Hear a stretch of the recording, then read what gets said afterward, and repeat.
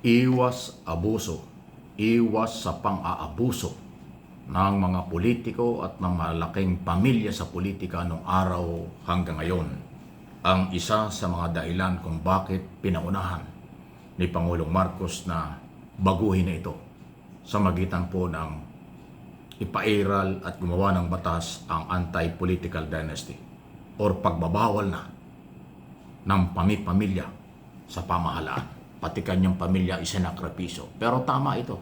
Ito yung kailangan natin. Totoong political will. Kakaibang political will itong paniniwala at sinutulak ng ating Pangulong Marcos.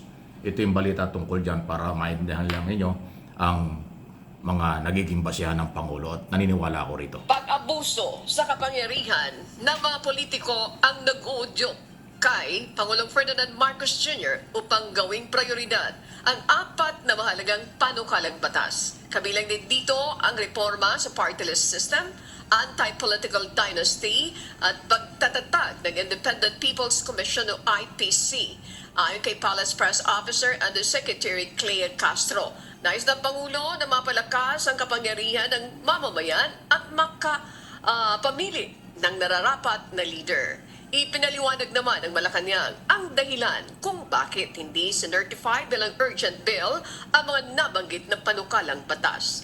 Ayon kay Castro, malinaw rin naman anya ang mensahe ng Pangulo na mapag-aralan muna itong mabuti para maipasa kaagad ng Kongreso. Iyon. At malinaw Diba? Maganda yan. din naman po ang sinasabi ng konstitusyon kung kailan kailangan mag-certify as urgent ng bill ang Pangulo. Ito ay kung may tinatawag ng public calamity or emergency. So, naaayon naman po sa konstitusyon ang ginagawa ng Pangulo. Hindi naman ibig po Ayan. So, ay malinaw ha. Hindi certified, pero dahil hindi naman ito kaugnayan sa kalamidad kung ano, ang importante lang dito ho ay gawin ng Kongreso at Senado ang kanilang dapat gawin. Dati na hong nabanggit ko sa ibang mga video natin, ang hindi susunod dito may personal interest. Ayaw masaktan at tamaan ang kanilang pamilya. Yung mga pamilyang tatamaan ng pagbabawal na sila ay nasa gobyerno. Sana nga hanggang 4th degree ang ipagbawal. Hindi lang hindi lang anak, manugang o kapatid, asawa. Hanggang sa 4th degree ay ipagbawal. Malaki ang pag-asa natin magkaroon ng pagbabago pagkagano'n. Ano pong inyong masasabi diyan? Isa lang po yan sa mga balitang mainit na mainit ngayong pinag-uusapan. Although ito ay sa ilang sektor sa mga mamamayan para hindi gaanong interesado. Pero sa mga politiko, para silang sinisilihan dito ang upuan. Umiikot sila. Sabi, paano ba ito lalabanan natin? Kasi pag ito ay natuloy na, mawawala si tatay sa pagiging gobernador. Mawawala si nanay na pagiging mayor. Di ba? Si ate at kuya ay mawawala sa konsyahal. Si kuya ay baka hindi na maging senador o hindi na maging congressman. Ganun ang mangyayari.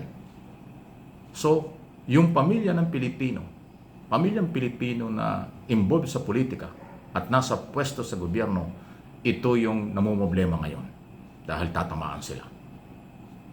Baka ito na yung maging huling Pasko na sila ay isang pamilya. Minsan 6, 5 o buong pamilya ay nasa gobyerno from barangay to national position. Wow! Alam niyo kung isa pa hong issue rito, malaki talaga ang matitipid natin. Isipin niyo kung lahat sila nasa gobyerno, libre sasakyan, libre driver, libre gasolina, libre lahat. So pati sa kanilang bakasyon, pati sa kanilang pamamasyal sa mall pag weekend at holiday, government car, gasolina at driver ng gobyerno ang ginagamit. Ganun po kasi sila eh.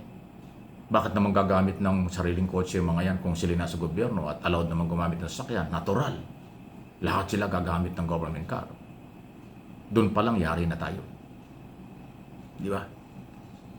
May sweldo na, may allowance na, may racket pa siguro yung iba, tapos may libreng sasakyan, gasolina, driver, lahat ay buong pamilya yon. Just imagine, napaka-unfair nito. Napaka-sama nito sa side po ng mga mamamayang Pilipino nagbabayad ng buwis. Hindi nga makabili ng kotse, hindi nga makabili ng sasakyan. Ultimong pagkain, hindi nga nilang mabili ng tama kasi kulang. Tapos yung mga pamilya nasa gobyerno, libre lahat. may kurakot pa. Ayan ang ninalabanan. Kaya binubuhay, pinapalakas dahil naman ay nasa saligang batas na. Nasa 1987 Constitution ang dinastiya. Pero kailangan ng isang Republic Act para susugan yung saligang batas para maging ganap na ang pagpapatunay o pagpapatibay at pagpapatupad ng laban sa pamilyang nasa gobyerno. Yun po yun. Okay? So huwag kayong magsasawa sa isyong ito dahil pag nagtagumpay dito si Pangulong Marcos, tayo mismo naniniwala na ipagbawal yung ganyang klaseng sistema sa matagal ng panahon na tayo ay inaabuso nila, marirealize natin tama ito.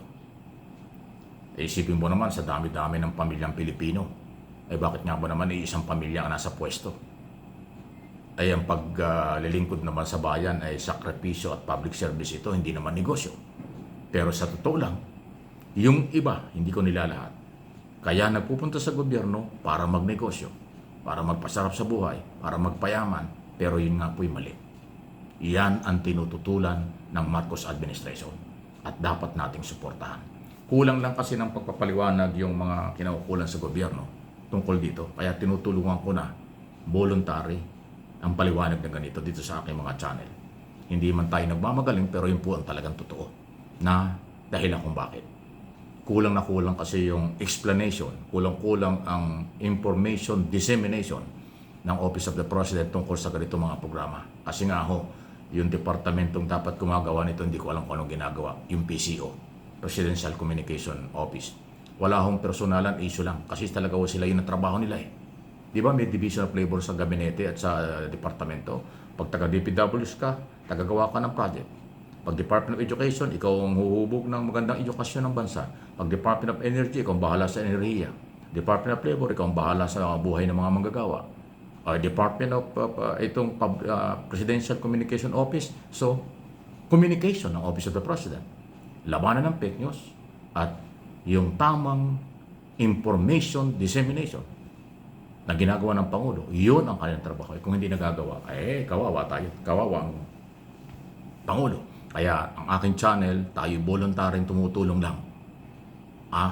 Si Pangulong Marcos lang ang ating tinutulungan. Ang lahat ng nakapaligid sa kanya at kung sino man dyan, napasaway, bahala kayo sa buhay nyo. Tatamaan talaga kayo rito. Pagpasaway at mali, ang mali ay mali. Kasi si Pangulo, hindi yung gagawa ng mali. Dahil Pangulo yan, gusto niyang baguhin at ayusin ang bansang ito at ang ating kinabukasan. Kung yung mga taong nakapaligid sa kanya, pabigat o collateral, hindi ho yung tawag ito, liabilities, hindi ho asset. Di ba? Hindi kailangan yon. Dapat nga taon-taon, magbago ang Pangulo ng kanyang ibang mga gabinete at mga nakapaligid sa kanya. Baka yung ibang interest lang ang nangingibabaw, magpasarap sa buhay dahil tuloy ang sweldo, wala namang ginagawa.